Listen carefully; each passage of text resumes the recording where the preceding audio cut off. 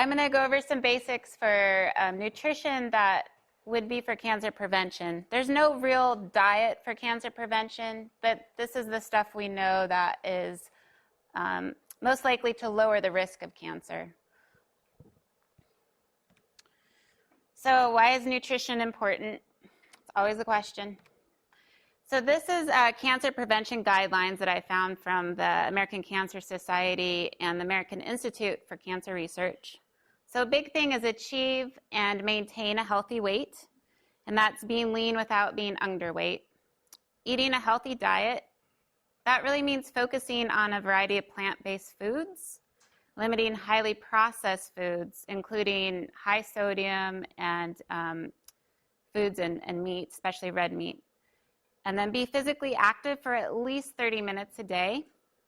If you drink alcohol, limit consumption, and then don't use dietary supplements to protect against cancer. So that's the guidelines that I found. Ask questions. I go along or wait. But you can ask a question now. This last one. Uh-huh. Dietary supplements. Yeah.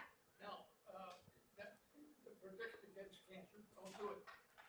But does that mean you shouldn't use any dietary supplements, or what should you use them for, or can you comment on dietary supplements?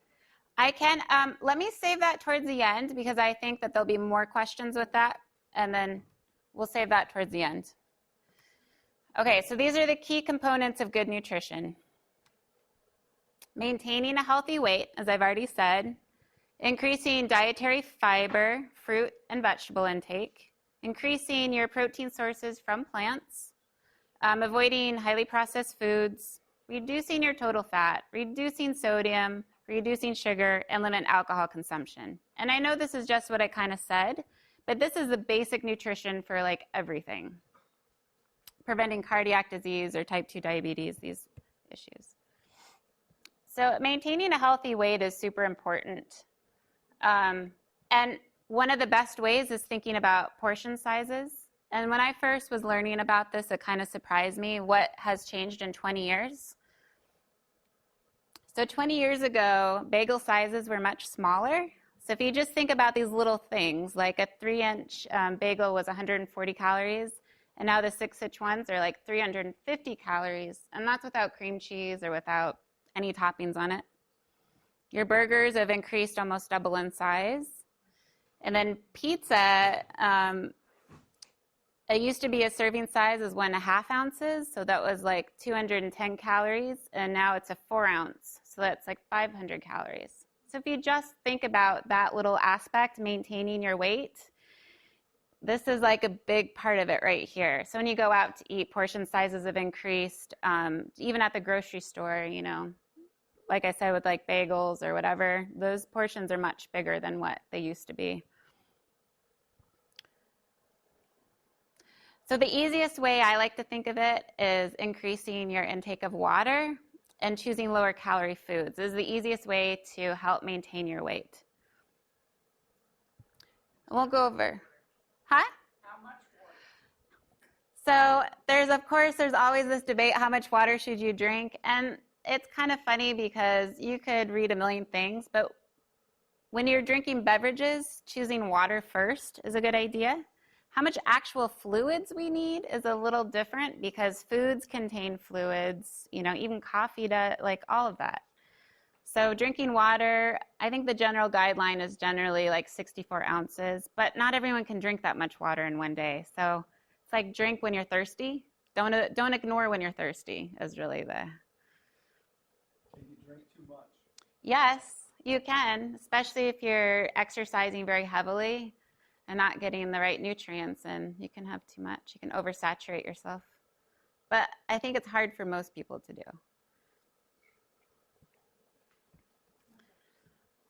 So thinking of calorie balance and a healthy weight, big key thing that you find over and over again, more important than anything, is to maintain weight, your calories in need to be the same as your calories burned. And that doesn't just mean exercise. Like every activity we do, or even just thinking, studying, walking, all those things burn calories.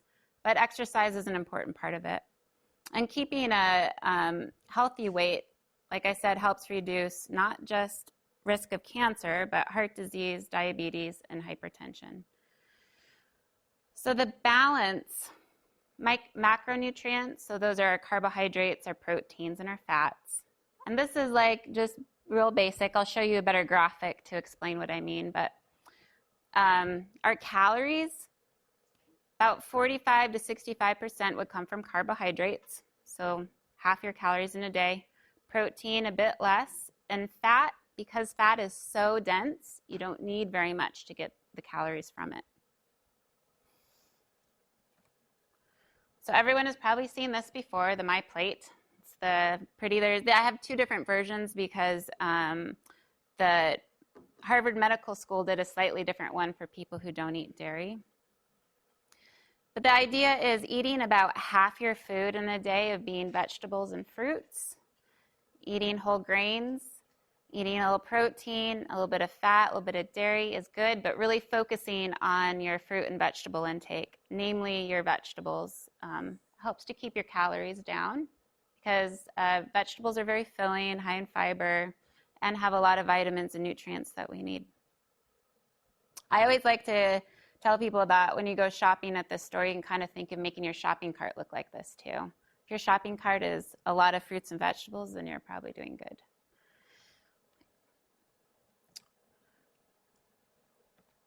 So some pretty pictures because I can't help myself of fruit and vegetables, especially this time of year with the farmer's market.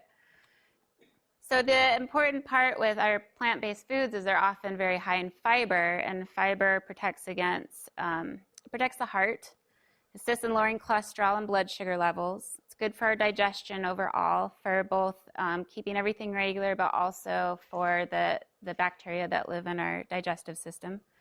Helps you feel full with less calories. So if you think about the difference between, eating some gummy worms, which is just pure sugar, there's no fiber in there or whatever, or eating something with like fruit, it's much more filling. You can eat a lot less fruit, than you could a whole bag of gummy worms unless you really hate sugar. Fiber is found in plant-based foods, and the amount that you need in a day in general is about 25 to 30 grams. And when you eat more fiber, if you're increasing it, make sure you get plenty of fluids with that. You need more fluids the more fiber you eat. Uh-huh. Not 25 to 30 grams. Mm-hmm. Weight, that's not very much. Mm-mm. Can you, I don't have that slide. that into real world? Yes, I will. I know, and I forgot that one on this slide. I have it on one of my other ones on different foods that provide high fiber. So trying to think right off the top of my head. So I know like the foods that are high in fiber, like almonds are really high, any kind of vegetable, like green vegetable especially. Trying to think of what it is. So there's I think there's about, I don't know. You guys want to help me? Do you know any specifics? I don't have it off the top of my head. Beans. Mm-hmm. Yep, all the beans, all the, yep. 8 grams, that's what I was trying to think of the specifics. So yeah, half cup of cooked beans would be about 8 grams. So it's not like you're gonna that's why it's good to get a variety of things because it's really hard to sit down. If you got 30 grams from beans in a day, that would be a lot of work. So that's where it's good to have a lot of different sources, and that's why you're often encouraged to eat whole grains because whole grains have higher fiber. And the guideline I generally give for people when you're buying like bread at the store or granola bars or anything like that is look on the serving size, and if it has at least 3 grams, it would be a good source of fiber. So it adds up during your day. So this is a little thing. These are antioxidants, vitamins, and phytochemicals that we find in our foods. And this goes somewhat a little bit to the supplement question before. But so these are compounds found in foods and chemicals, found in foods, and then the chemicals are made in our bodies. And they help protect against damage to tissues as a result of just normal stress, which is called oxidation, the natural metabolism. And oxidation is linked with increases in some cancers. So eating more vegetables and fruit help to lower those kinds of cancers, only because they can help reduce the oxidation. The only problem with it is that if you're taking the supplement form, like the vitamins form of it, and the antioxidants, is that it doesn't react the same way in our bodies. So the best way to get your vitamins and your other micronutrients is from the foods you eat, which is why it's so important to increase your fruits, vegetables, and grains and plant proteins, because they're very full of these sources. So I was just going over my day a bit, reading over different studies having to do with the supplements and those issues, and they just find that the preventative part of the antioxidants and vitamins is much stronger when it's from food sources than from supplements, just because our body doesn't react the same way with the supplements. So it's really talk to your doctor if you like taking them or you feel like they make you feel better, but this is just the studies I was looking at. So plant proteins, this is something that I find really important because it's really easy to get a lot of protein from meat, but we really need to get a lot of our proteins as well from plants, because heavy meat consumption does have some links to, certain health risks, especially when it comes to, I was looking today, like colon cancer and red meat. There's some links, or processed meat. So plant sources we know are going to be healthy for us because of the fiber in them, and they provide a lot of other nutrients. So a normal adult would probably have 70 grams of protein in a day or so. So this gives you on the one side how much protein is in each of these foods. And so some of it might be a little kind of crazy to eat. I don't know, about 1 cup of lentils in a day would be a little tricky. But maybe you could sneak it in your foods. Yes? If you have spinach, 1 cup of cooked. Yeah. Do you get the same amount of protein from a raw spinach? Yeah, but cooked is just more condensed. You just have to eat a lot more of the raw. But you get the same amount of protein.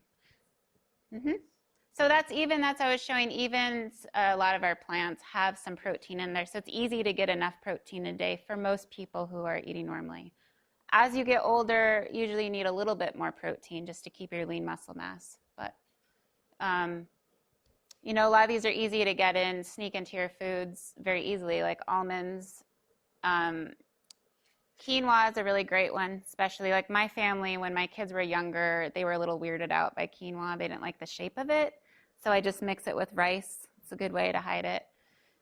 Chia seeds are pretty good mixed into almost, like yogurt, or in, I know I've seen a lot of puddings made with it and stuff. Oatmeal, yeah. Yeah, and all of the things listed on here are also high in fiber. So, yeah.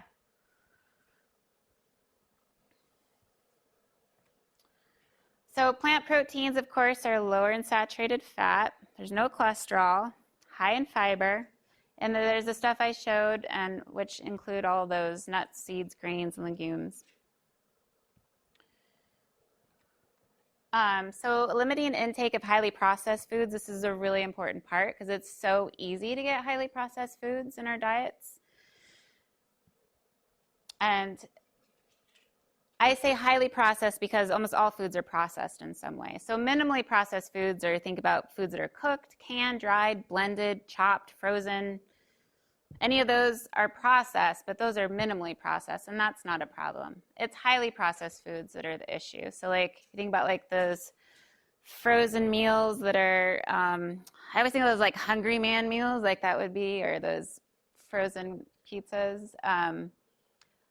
Foods that have a really long list of ingredients are often more highly processed, and then they're often higher in sodium, trans fats, preservatives. And I always think of fast foods. When you go out to eat fast food or convenience store foods, what are your options when you go to a convenience store? And those are probably your highly processed foods. This is my little graphic I like to explain the difference between minimally processed and highly. So frozen berries versus gummy fruit snacks, which don't really have any fruit. And then cheese and crackers versus those cheese cracker snack things. I don't really know what they're made out of. Probably the list is this long, but. So the processed food guidelines that I like to think about is choosing more whole foods. That means fresh or frozen fruits and vegetables, whole grains, cooking at home more often. It's much easier to have minimally processed foods that way. And then avoid and limit your high sodium prepackaged foods, high sugar containing foods, and restaurant eating out too often. There can be good choices at restaurants, but it's much harder to control for it. And if you're eating out all the time, it gets very hard to control for it. So there was a lot of, when I was looking at some different studies today, there was a lot of links with highly processed foods and higher risk for cancer and for other things like heart disease and other health conditions. So fat, so reducing total fat is also an important thing to think about. It's easy to get a lot of fat in our diet because it's so dense. So the question I like to think about is what kind of fats do you reduce? Because some fats we need in our diet, but trans fats should avoid altogether. And those are on your list of ingredients in a food. Would be your hydrogenated or partially hydrogenated oils. And then that can be in margarine, and somehow my other thing got left off there. But like margarine and in shortening, those kinds of foods. And those, again, would be the highly processed. And then limiting saturated fat. Those are solid fats. So you think of like lard would be one, or the fat on meat or butter, cream, even tropical oils. I know coconut oil is super, super popular, but not eating ridiculous amounts of it is important because it's, yes? Use olive oil. Olive oil, I'll show you. This is the one that you should include in your diet. So these are the fats that you want to make sure you have in your diet, but again, you don't want to eat mass quantities because fat is very dense in calories. So including monounsaturated, polyunsaturated, omega-3 fatty acids. And those would be your foods like avocados, olive oil, canola oil, nuts, salmon, so those foods. But I thought that the coconut oil has now gotten a clean bill of health in spite of what we have been taught. Right, and I'm not saying you shouldn't eat it. It's just that it is a saturated fat, so you want to eat less of it. Yeah. So when you're looking at your fats, eating more of your unsaturated rather than your saturated fats is, yeah. Total fat in our day, like we need about 20 to 35% of our calories in fat. So in a 2,000 calorie diet, that's about 44 to 75 grams of fat in a day. And so that would add up to 400 to 675 calories. So it's a lot of calories in fat that you can actually have. It's not like no fat. So we need fat in order to absorb a lot of our nutrients, especially certain vitamins, vitamin A, D, and E, K. We need fats for. Fats are really important for our cell structures. And omega-3 fatty acids, there's been a lot of link to healthier brains, healthier skin, and reduction in inflammation. So the risks with fat, like I said, it's very dense in calories, so it can promote weight gain. And saturated and trans fats increase our LDL cholesterol levels, heart disease, and diabetes risk. So that'd be why. So reducing sugar. I'm sure everyone's already heard this one a million times, but why would you reduce sugar? Sugar just provides empty calories. It doesn't really provide an energy source. I mean, it provides energy, but nothing but just calories. And too much added sugars promote weight gain and obesity, which it's really the obesity factor of when they're talking about what you eat to prevent cancer. A lot of it has to do with the obesity side of it. That if you have, if you're obese, then your risk for cancer is higher. So keeping and maintaining a healthy weight. And what I mean by sugar is really added sugars. So if you're getting sugar from fruit, from starchy vegetables, that's not as much of a problem as it is the added sugars into, things like soda, juice. Juice is pretty high in sugar because you're taking, like if you think about if you were to take a whole orange and squeeze it down for juice, you get just a little bit. So if you drink a whole glass of orange juice, that's a lot of oranges without any fiber in there. Flavored coffee drinks, if you get the ones that are actually sweetened, those are really high in sugar. The normal things like desserts. And then flavored yogurts, that's something that if you like the flavored yogurts, check those out. They can be pretty high in sugar. And then, of course, baked goods, and then prepackaged foods. Some of them, like spaghetti sauce, surprisingly, can be high in sugar. What do you say about the high fructose? It's sugar. I say the same thing about that. I mean, like, usually the stuff that has it in there are highly processed foods anyways, so I try to avoid it.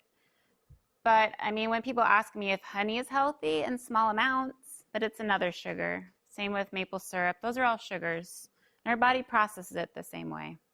What about Diet Coke and Diet drinks?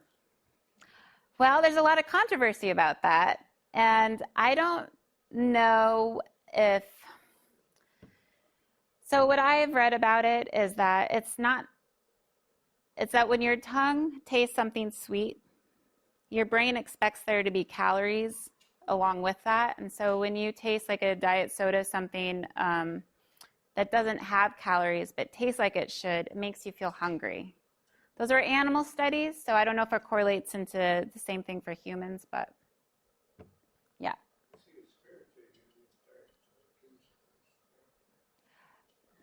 Yeah, that's the thing is I've read so many studies on that, and it could be, but there's not a good conclusion on that yet. So I avoid it because I don't like the taste, and if there's a risk, I don't know if I'm really willing to take that risk for something I don't like the flavor of, but that's me.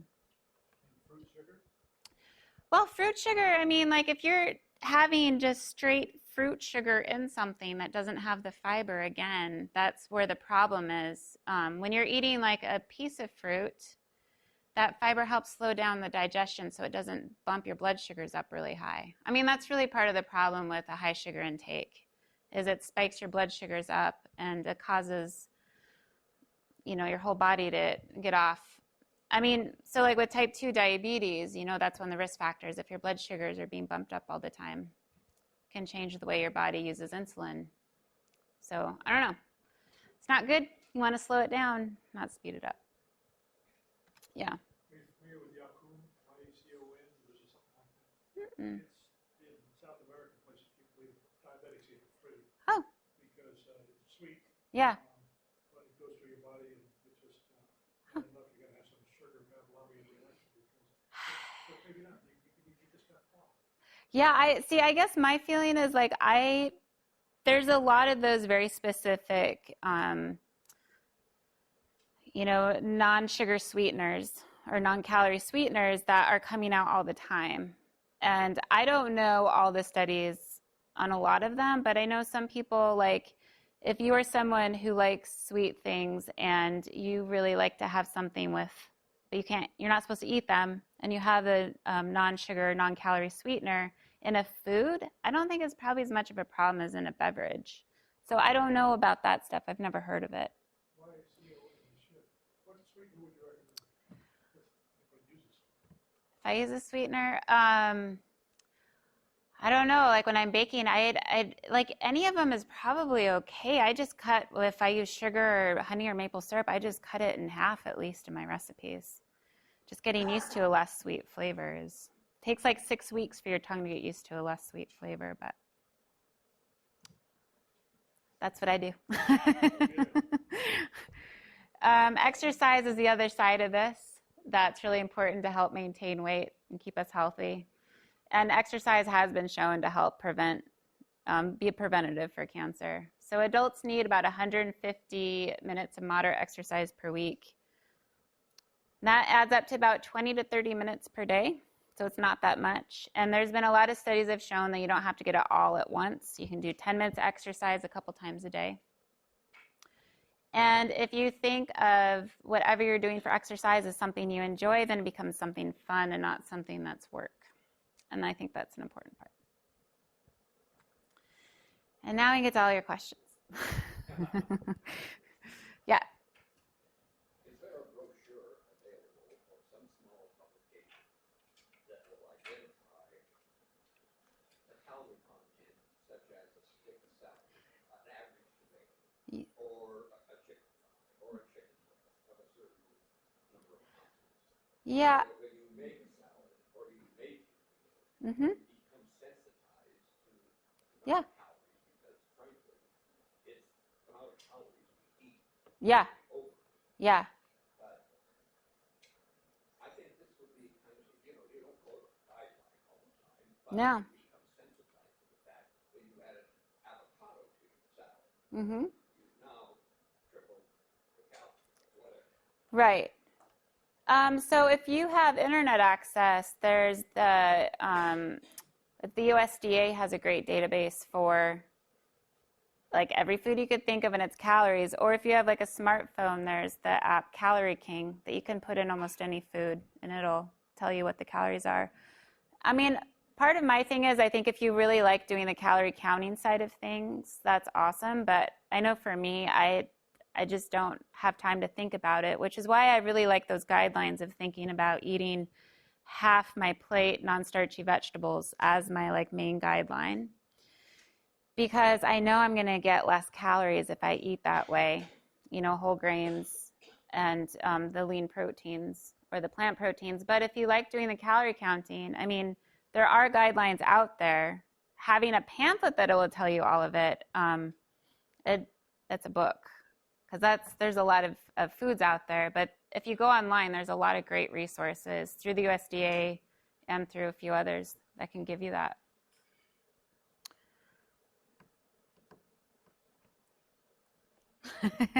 Yeah. It's called Calorie King. Yeah, and there's another called MyFitnessPal. So those ones work. Sorry, go ahead. Yeah, it's probably better to eat plants than meat, just to avoid all the stuff that goes with meat. At the same time, I think 93% of the people tested in the United States have glyphosate, Roundup, in the urine. Yeah. And it's sprayed on crops just before harvest as a desiccant. So we are inundated Yeah. with glyphosate. I know. That's something I can't control for. Like, it would be awesome if we could change all those practices to get rid of that. But I mean, if you're eating meat, those animals are also eating those same plants that have those chemicals. So I don't know what the answer is. Local farming. In Europe, a lot of diabetics, they have a little button on it. They don't have to cut the little button to test their blood. Oh, nice. It's got a little needle. It's like an eyelash. Yeah, yeah. You don't feel it. Okay.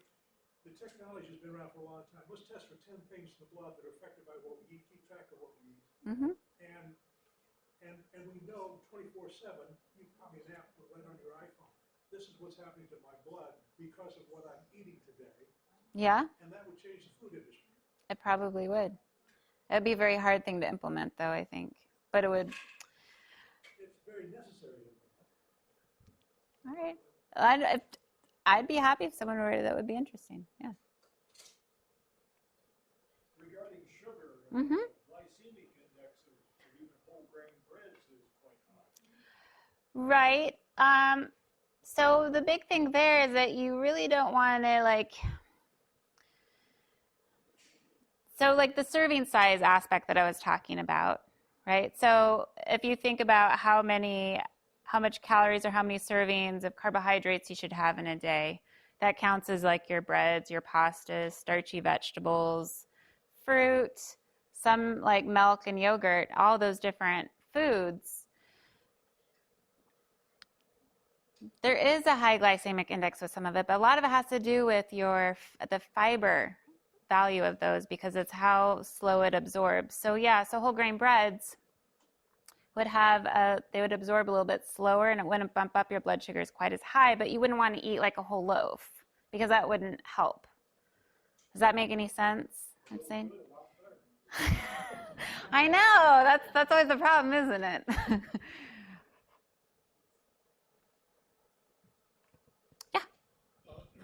spoke in your presentation about lowering LDL. Mm-hmm. My question refers to triglycerides. Yes. And I've never quite understood the link between triglycerides triglycerides, LDL, and then HDL, and which, whether LDL or triglycerides are more, bad for us. So triglycerides often is reflected more on your, it's more your refined carbohydrate intake affects your triglycerides, yeah. And then the LDL is more to do with how your body's processing like saturated fats and all. But it's, I don't know, that science is always changing. I don't know if either of you two want to. So that's the I mean, that is triglycerides is the, sugar load. yeah. And so triglycerides package fatty acids, and fatty acids are stored carbohydrates, and then the triglycerides transport those stored fatty acids extra energy. So whether it comes from protein or from carbohydrates or from fat, Yeah. it's going to package that and then transport it around. But if you have an excess of simple carbohydrates coming in, like refined sugars, whether it be honey or anything else, then it's going to get packaged as triglycerides. And if that has no place, if you're not using that energy, then it will just float around in there before it becomes LDL. Right. So the triglycerides reflects your refined carbohydrate intake that your body can't use and then gets turned into fat. So reducing You're carbohydrates would theoretically lower your triglycerides. reducing refined carbohydrates. Yeah. I mean, like, I know that there's been all these different trends on like how much carbohydrates, how much protein, how much fat you should be eating, but you should be getting carbohydrates. Your body needs carbohydrates, but getting the high fiber whole grain carbohydrates as opposed to the highly refined processed carbohydrates is the more important part. Yeah. Yeah. And thinking back to the my plate thing, where it's a quarter of your plate is your carbohydrates, eating it. If you think about when you eat a meal of pasta, how often do you get a plate and there's like a whole big thing of pasta on there, some sauce and a little salad on the side? Rethinking of it being like your pasta being a little bit on there, some sauce, a big salad, being more of the way you would be a better way to eat. So kind of readjusting. Yeah. Vitamin D, but of course, I think pretty quick, get a lot more vitamin D, and we can't get it too well out of food. We have to take pills. There are some food sources, but I mean, so because I'm not a doctor, I'm not an expert on the whole supplement side of things, but I know that for a lot of people they need vitamin D supplements living in northern climates because we just don't quite get enough. There are some food sources like salmon with bones, like canned salmon, milk that's fortified, and some like mushrooms have vitamin D in there. But sunlight is our best source. It's just that you don't want to overdo your sun exposure because of other problems. So that one has always been in this flux of like, what is the healthiest way to get vitamin D? And I don't feel like I'm an expert on the side of like how much sun exposure you should get or how much supplements you should take. So I don't know. Do you have any thoughts, Danica? I would definitely, before supplementing, go get your levels checked to see if you even need to supplement with vitamin D. Yeah, so she said get your levels checked to know how much you would need to supplement with because it's different for everyone. I mean, your skin tone can change how much vitamin D you need. I'm sure age is affected. I mean, a lot of things can be affected. What time of year it is. Yeah. What is the better approach? Let's say you're having friends over, Mm-hmm. make an upside down pineapple. Yeah. cake. Yeah. And you put 1/2 the sugar. Yes. Okay? And so it's less satisfactory or satisfying for everybody. Yep. Why not just put all the sugar in as required and cut smaller pieces? That's a great idea.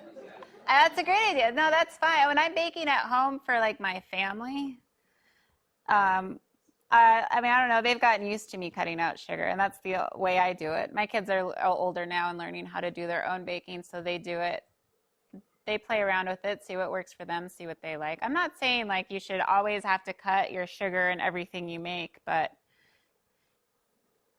if you're baking a lot or you're making a lot of things from scratch, I mean, that's one of the things you can play with to learn and to eat a little differently.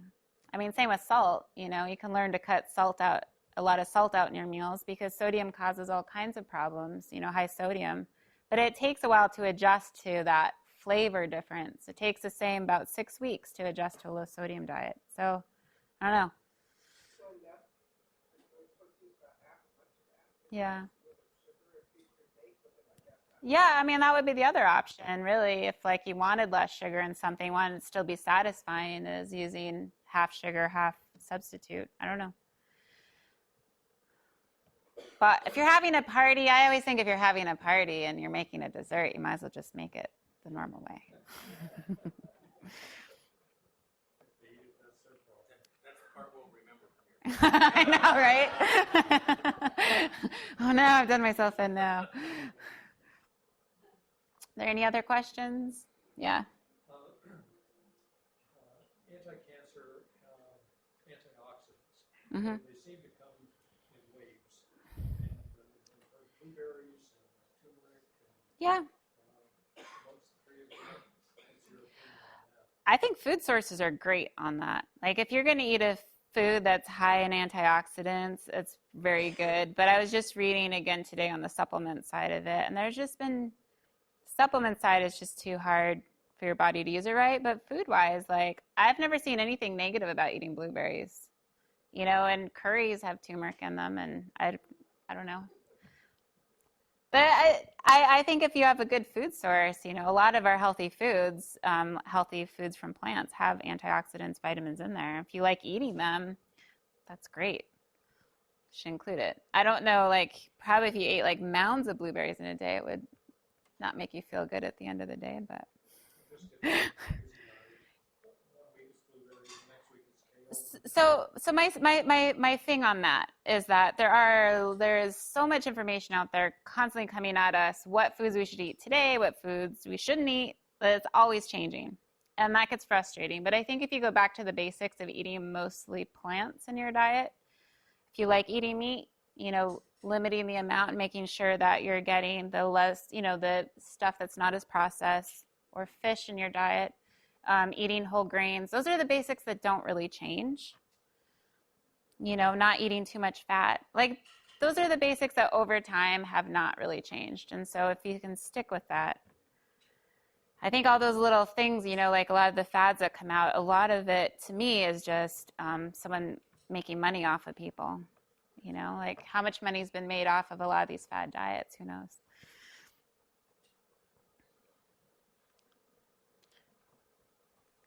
Yeah. We hear a lot about salt. Uh-huh. Salt, less salt, Mm-hmm. hypertension, and high blood pressure. Yes. If you live 75 years and you've never had meat either, Mm-hmm. what's the problem with salt? That would be an individual choice. So I work at a hospital, and what I see is a lot of people with a lot of health issues, and I look at a lot of studies and trends, and majority of people, maybe not the majority of people, but majority of foods that you can buy in the store, eat at restaurants, have pretty high sodium levels. So really, it's easy to get too much sodium in your diet. And over time, that can cause high blood pressure, and the high blood pressure can cause heart disease and kidney disease. And so if you can get used to eating a lower salt diet and prevent those things, awesome. If you feel like you're perfectly healthy and you don't mind a high salt diet or a normal salt diet, then that's an individual choice. So I don't know. Like there's individuals who have certain health experiences, and then there's like trends that you see in studies, and that's two different. So if you feel healthy eating a higher salt diet, then that's your choice. Yes.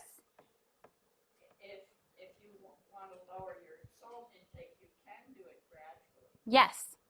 And it's sort of like changing from 4% milk down to fat-free. It's true. Which tastes perfectly fine when you get there. Right, exactly. And if you do cut back on your salt,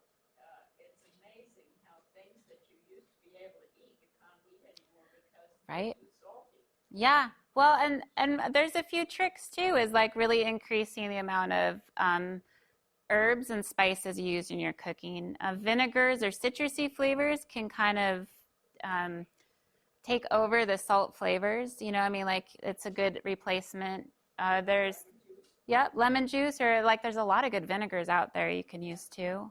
But it takes like 6 weeks to get used to it. But it's very possible. It's just like, it's kind of like, I always like to encourage people, it's like an experiment. It's a fun experiment. See what flavors you can taste differently with lower salt. Some things you might not like as much anymore, but that's okay. Are there any more questions? So this is definitely my favorite topic, and Katie did a great job of answering questions tonight about nutrition. And it always seems to be, as another dietitian, like what your mom said and your grandmother said. You know, eat enough, but don't eat too much. Eat your veggies. You know, have a wide variety. Don't eat before you're going to go to bed. Don't eat before you're going to exercise. And I have a book that says if you can pinch an inch after college, then you need to kind of cut back. So like being aware of that, and I think we've let science get a little too particular, that we focus on the small and not the very basic concepts that have trended through time. So I think this is a good reminder. My apologies for the little 3-year-old. He can't keep it together as well as you guys can. So I apologize for the change in speakers, but I'm so glad that Katie was here to give us